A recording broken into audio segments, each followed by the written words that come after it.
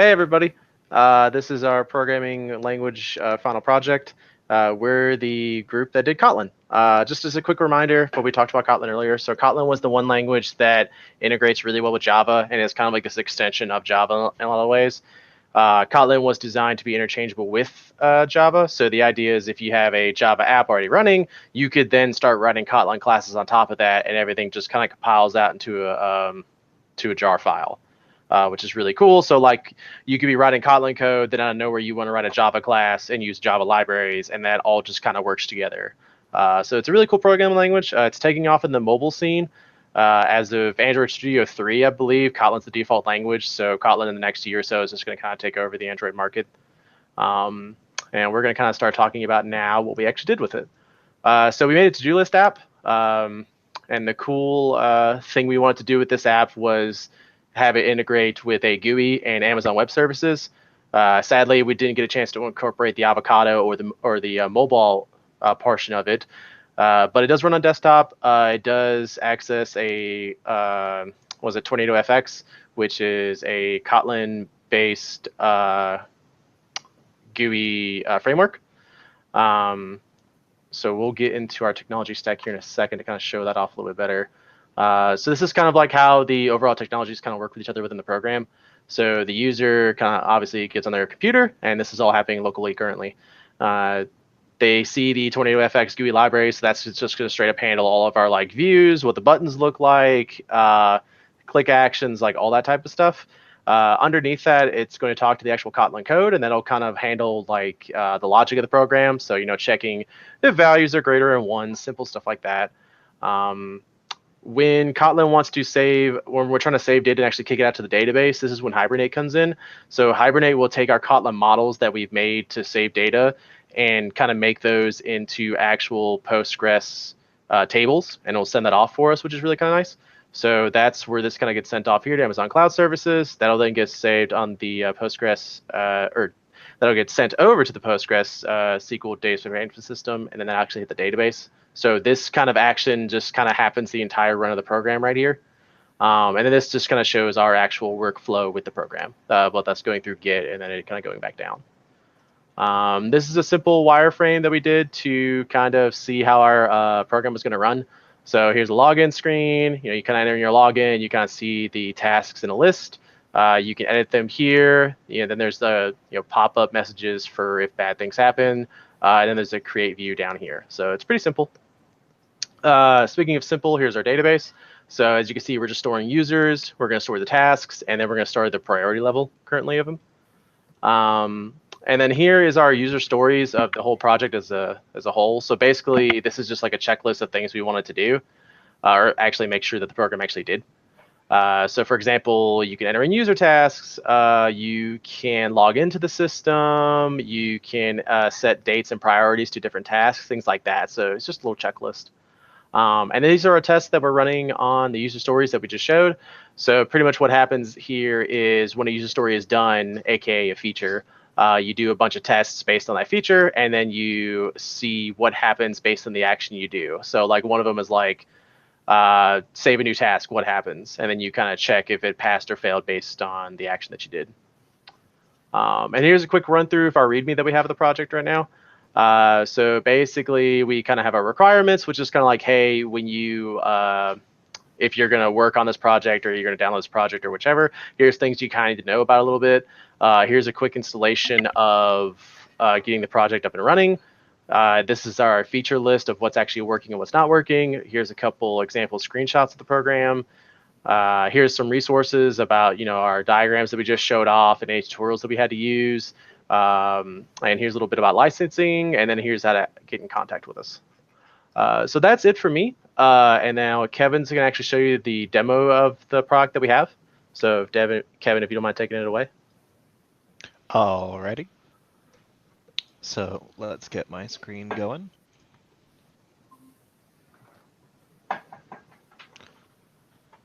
All right. So here we've got our to-do list app. It is running out of the Java runtime environment, which is pretty cool. Right here, we've got our login screen, so we can listen. make our login attempt. And that's just going to pull up our task list. We've got a lot of little filler tasks here and there. Let's just go ahead and create a task. And what you're going to see down here in the little terminal is it's going to show in the red text our database query as I click save. So we're just going to create a quick task, which is finish the presentation. Tentatively schedule that for tonight. I'm going to click save, and you can see down here is actually all of the database queries that we just pulled off. So we're going to go in here and edit it, and then you can see it fire off right there.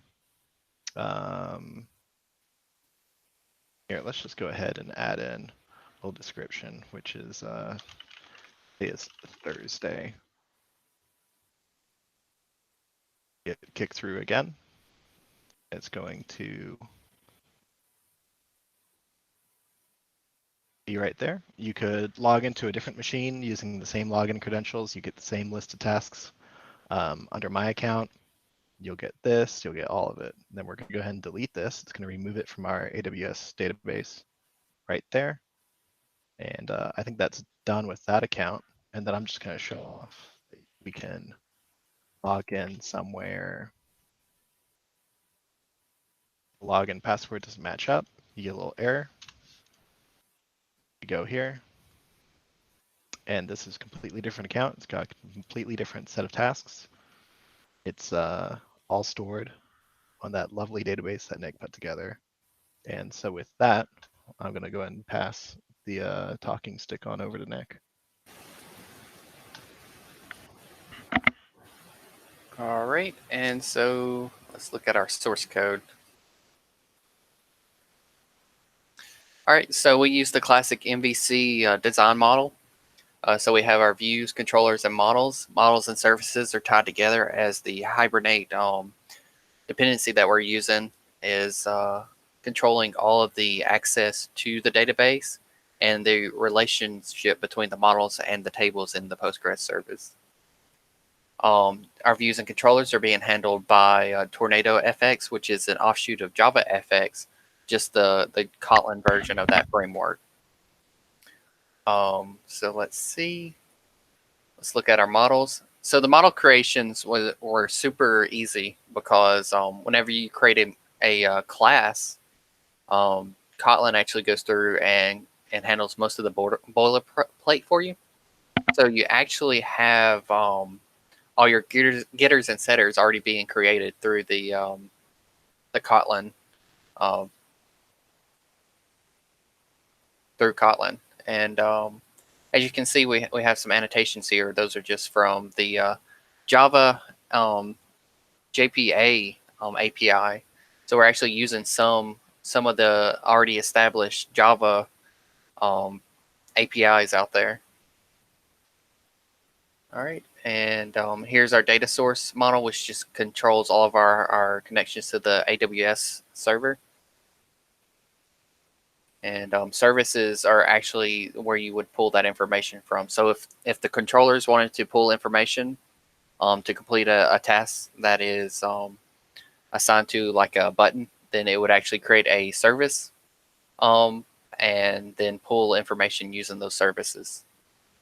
And then our views are actually what the user will see. So if like the task list view, that is actually just a list of the tasks, and those are handled here in the task list view. And those buttons are mapped through the controllers. The controllers then would access the database server through the services, and then be pulled back into the controllers and then displayed to the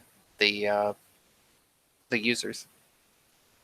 I think that's pretty much it. It's a pretty simple model, and I think that's pretty much all. So yeah, that kind of like wraps up our little presentation of our project. We just kind of, I guess, want to wrap things up here. We're talking about kind of cool things we learned. or experience through this whole little project. So for me, I thought the one thing that was kind of cool was like the ability to quickly pick up a language. So before going into the semester, actually probably before like a month and a half ago, I didn't really know too much about Kotlin. I didn't know too much about dealing with TornadoFX or any of that stuff. And it was just kind of cool that through documentation and through examples and stuff like that, you could pick up a lot of frameworks and or languages that you didn't know before relatively quickly, which was kind of a neat learning experience for me. I'm not sure if you guys have anything else you would like to add. For myself, I found that the Kotlin language in particular was pretty interesting. Some of these libraries are a bit newer.